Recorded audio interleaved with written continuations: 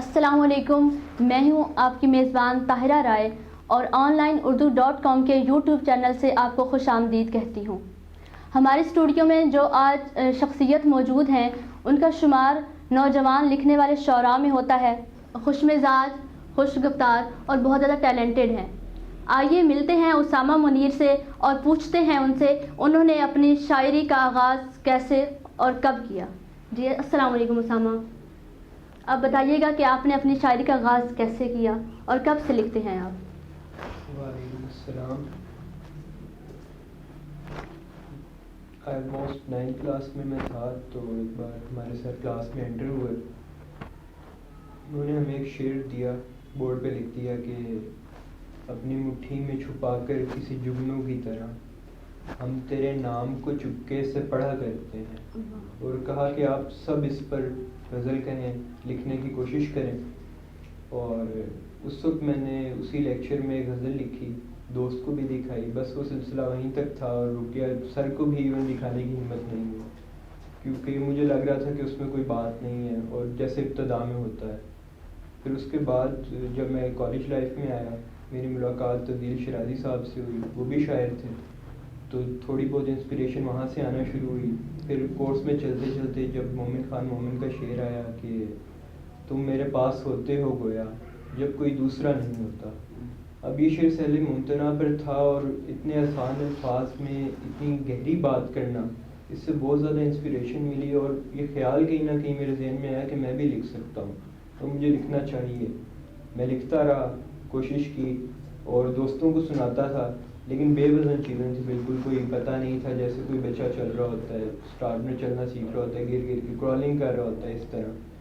تو ایک بار تبدیل شرازی صاحب ہی تھے، انہیں میں نے بتایا کہ میں بھی شاعری کرتا ہوں اور آپ سے سیکھنا چاہتا ہوں، بڑی ہمت کر کے ان سے کہا تھا۔ انہوں نے کہا کہ آپ مجھے اپنی کوئی چیزیں دکھائیں جو آپ نے لکھی ہوئی ہیں۔ تو اس وقت جو ٹوٹی پھوٹی چیزیں تھیں، بے وزن کلام تھا، ان کے سامنے رکھا، تو انہوں نے بھی پڑھا، ان کی ہمت تھی، انہوں نے پڑھا۔ پھر اس کے بعد یہ نہیں انہوں نے کہا کہ آپ نہیں لکھ سکتے یا کچھ اور، بلکہ انہوں نے حوصلہ دیا اور باقاعدہ گائیڈ کیا، اور جس طرح ایک بچے کو چلنا سکھایا جاتا ہے انگلی پکڑ کے، اس طرح انہوں نے مجھے سکھایا۔ اور کہتے ہیں کہ کچھ لوگ شاعر ہوتے ہیں اور کچھ کو بنایا جاتا ہے، تو اگر میں کہوں کہ مجھے بنایا گیا ہے تو یہ غلط نہیں ہوگا، اور پھر یہ سلسلہ اب تک چل رہا ہے، اور انشاءاللہ آگے بھی میں امید کرتا ہوں، بلکہ کوشش کروں گا، محنت کروں گا کہ میں اس میں مزید بہتری لا سکوں اور اچھا کلام لکھ سکوں۔ شاعری میں آپ غزل لکھتے ہیں یا نظم کہتے ہیں؟ شاعری میں غزل سے مجھے خاص لگاؤ ہے، اور غزل کی طرف میرا زیادہ دھیان ہے۔ نظم بھی لکھتا ہوں، لیکن نظم بہت کم لکھتا ہوں۔ اس کے علاوہ آپ شاعری میں کس سے زیادہ انسپائر ہیں اور کس کو اپنا آئیڈیل مانتے ہیں؟ ایسا آئیڈیل کوئی بھی نہیں ہے، میں نہیں سمجھتا کہ کسی سے انسپائر ہونا اچھی بات ہے، لیکن کسی کو آئیڈیل بنا لینا، مطلب اسے اتنا انسپائر ہو جانا کہ ہم کہہ دیں کہ اس کے بعد کوئی درجہ ہی نہیں رہتا، تو یہ کام غلط ہوتا ہے۔ اس طرح آپ کی تھنکنگ رک جاتی ہے، آپ خود کو لمیٹائز کر لیتے ہیں۔ تو شاعری میں جن لوگوں کے کلام نے مجھے انسپائر کیا، جن کا کلام مجھے لگتا ہے کہ بہت اچھا اور مجھ پہ اثر کرتا ہے، ان میں ناصر کاظمی سر فہرست آتے ہیں۔ تو کیا آپ نے زیادہ ادب میں ناصر کاظمی کو ہی پڑھا ہے؟ پڑھا تو اور بھی شعراء کو ہے، لیکن ناصر کاظمی ایسا نام ہے جو مجھے بہت زیادہ اپیل کرتا ہے، اور ان سے خاص لگاؤ ہے ان کے کلام سے، اور جیسے ہی پڑھتا ہوں ایسے لگتا ہے کہ کوئی کیفیت مجھ پہ طاری ہوگی، یہ بات میری بات، یہ بات مجھے کہنی چاہیے تھی۔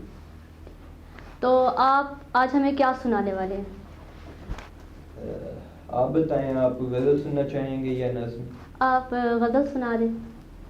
ٹھیک ہے، میں غزل کے اشعار سنا دیتا ہوں۔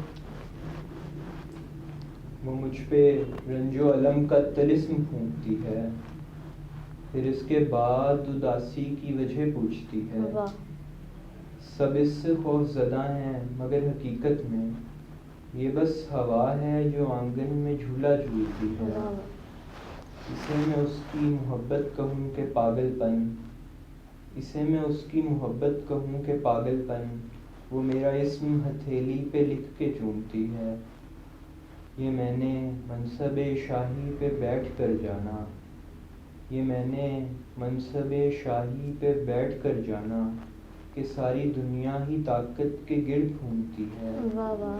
اسامہ جس نے جدائی کا فیصلہ لیا تھا وہ در بدر میری دنیا میں مجھ کو ڈھونڈتی ہے. بہت خوب. اور کچھ سنا دیں آپ. اور ایک غزل سنا دیتا ہوں. منظر میں اس کے عکس سے رنگت ملائی تھی، منظر میں اس کے عکس سے رنگت ملائی تھی، پھر میں نے رنگ رنگ میں وحشت ملائی تھی.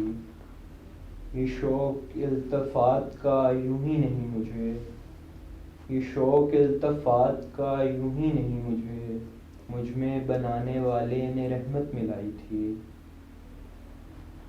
کچھ شک نہیں ہے حلقہ یزداں پہ غالباً، کچھ شک نہیں ہے حلقہ یزداں پہ غالباً، شیطان سب کی خاک میں شہوت ملائی تھی. بالکل بھی التفات یا چاہت نہیں تمہیں، بالکل بھی التفات یا چاہت نہیں تمہیں، تو کیسے تم نے ختم محبت ملائی تھی. تو کیسے تم نے ختم محبت ملائی تھی. یہ تھے جناب اسامہ منیر جو ہمیں شاعری سنا رہے تھے. تو جلد ہی آپ کی ملاقات کروائیں گے ہم ایک نئی شخصیت کے ساتھ. تو تب تک دیجیے ہمیں اجازت. اللہ حافظ.